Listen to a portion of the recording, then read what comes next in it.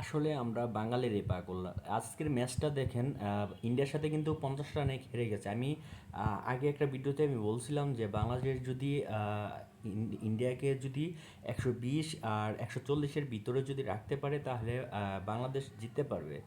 আসলে আমার কথাটাই রাইট হয়েছে যে 145 ছেচল্লিশ পর মনে সম্মত বেশি নিচ্ছে, কিন্তু বাংলাদেশ 50 রানে হারছে। তো আমার ওইটাই আমি ইয়ে করছি যে বাংলাদেশ এর বেশি রান করার কোন মানে ওয়ে দেখি না যে বাংলাদেশ এর চেয়ে বেশি রান করতে পারবে ইন্ডিয়া টিমের সাথে।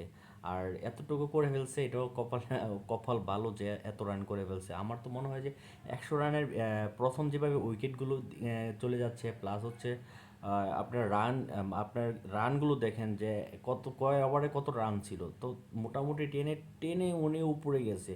তো 100 রানের ভিতরে প্যাকেট করে দিয়েছিল আমার যতটুকু আমি খেলাটা দেখছি। আর আশা করি আমরা বাংলাদেশ টিমকে, ন্যাশনাল টিমকে এত সাপোর্ট করি, কিন্তু আসলে আমার মনে হয় না যে বাংলাদেশের টিমকে আর সাপোর্ট করব, কারণ আমাদের বাংলাদেশের টিম আমাদেরকে দুঃখ ছাড়া আর কোনো কিছু দেয় নাই।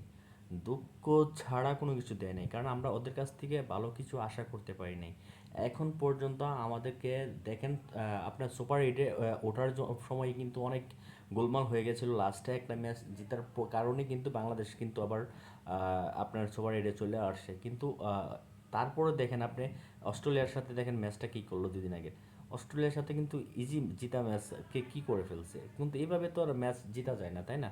এরা বোলিংটা বলেন বা সব দিক দিয়ে, বোলিং ব্যাটিং সব দিক দিয়ে আছে। আমাদের বাংলাদেশে এতদিন কি বলছে যে না, বোলিংটা মোটামুটি আছে, ব্যাটিং লাইনটা খারাপ, কিন্তু ব্যাটিং লাইনটা তো ঠিক করা দরকার ছিল। আর লিটন লিটন এটা কী করছে ভাই?